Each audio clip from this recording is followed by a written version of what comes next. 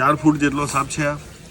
અને આમાં નીરોટ દોસ્તો આ જગ્યા તમને જોઈ છે, અહીંયા કંઈક સાપ છે. મોઢું એટલું કાઢેલું હતું એને, મોઢા પરથી એવું લાગે છે કોબરા સાપ છે. સાપ અંદર જતો રહ્યો છે. થોડું ઘણું ખોદીને જોઈએ હવે કઈ રીતની છે પોઝિશન.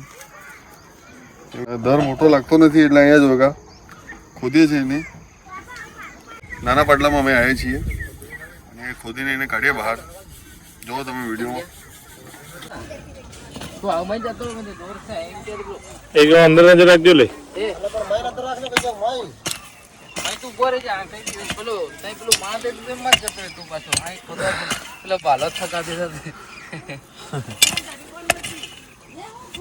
अरे किकम ला दरी किकम खोदा है नीचे जा रहे हो खुदा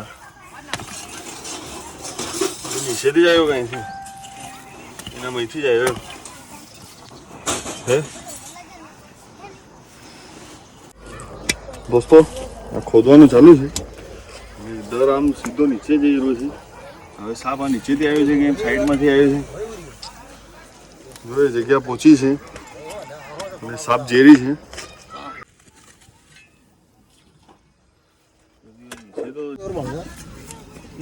દોસ્તો જોઈ શકો છો તમે જે કરેલી છે દિવાલ ઘરની, એની નીચે દર જઈ રહ્યો છે એમને એમ ગોળ ગોળ. સાપ એમ નીકળી ગયો છે કે એમ નીકળી ગયો છે.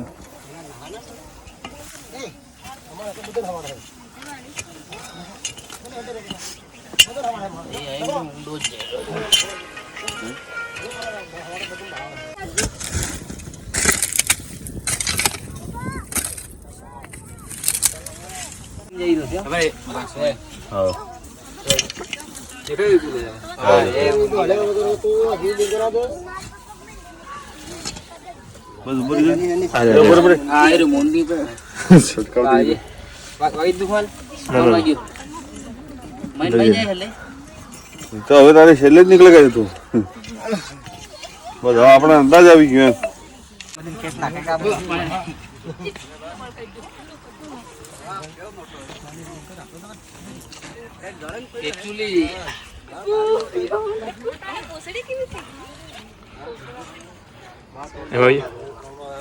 દોસ્તો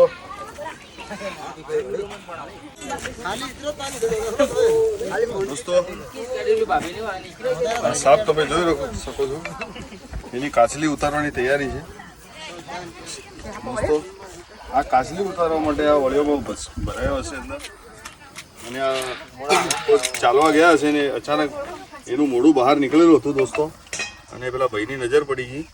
આની જોઈ શકો છો તમે આ કાચલી ઉતરી રહી છે શરીર પરથી.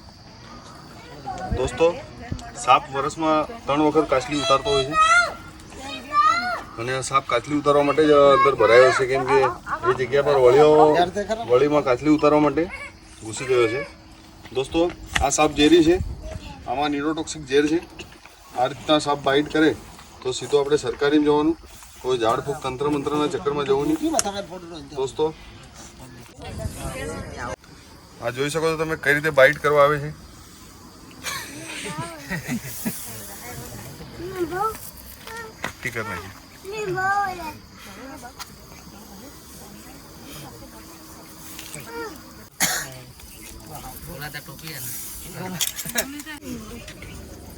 દોસ્તો આ જોઈ શકો છો તમે કાચલી આ કઈ રીતની નીકળે છે. જોઈ લો.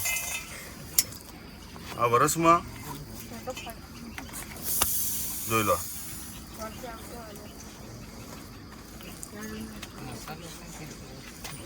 કેરણ ભરેલું. દોસ્તો આ જોઈ શકો છો તમે આ કાચલી હીટે છે આના પરથી. એટલે આ વર્ષમાં 3 વાર કાચલી ઉતારતા હોય છે અને સાપ એકદમ આક્રમક થઈ જાય છે કાટવા માટે. દોસ્તો આને પેક કરીને અનુકૂળ જગ્યામાં આપણે રિલીઝ કરીશું ફોરેસ્ટ એરિયામાં. છેટી લાગી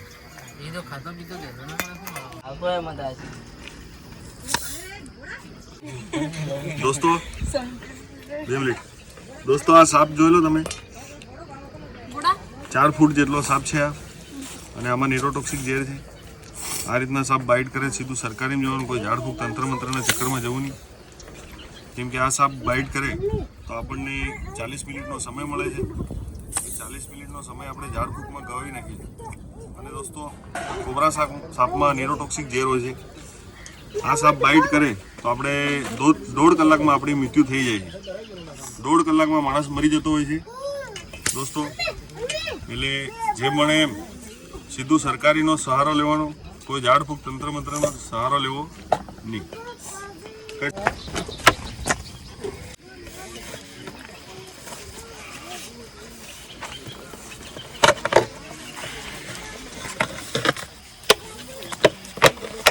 આ તમે જોઈ રહ્યા છો, આ કાચલી જોઈ રહ્યો તમે. આ સાપ વળીઓમાં કેમ ભરાયો હતો કે આ કાચલી ઉતારવા માટે. જોઈ લો, આની કાચલી ઉતરે છે.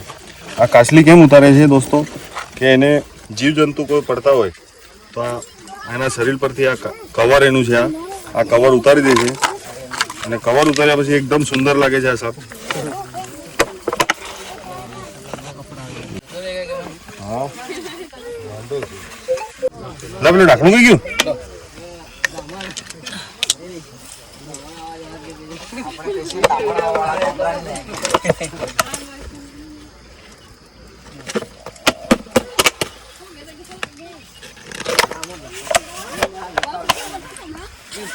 દોસ્તો આને પેક કરી લીધો છે. એને ઓક્સિજન માટે અહીંયા કાણા પાડીશું. એની અનુકૂળ જગ્યામાં આપણે રિલીઝ કરીશું. દોસ્તો આ સાપની હમણાં પૂંછડી તમે જોઈ, થોડીક બાંડી છે. એટલે લોકોને એવી અંધશ્રદ્ધા છે કે સાપ કોઈ માણસને કાટ્યો હોય તો બાંડો થઈ જાય, પૂંછડી બાંડી થઈ જાય. એવું કશું હોતું નથી. કેમ કે એ તો આખો દિવસ બાઇટ કરતા હોય છે. ઉંદર હોય કે મેંઢક હોય, કોઈ બી એમને શિકાર કરવો હોય તો એને પહેલાં બાઇટ કરે છે. બાઇટ કર્યા પછી એ શિકાર મરી જાય એના પછી કોબરા સાપ એને ગળે છે.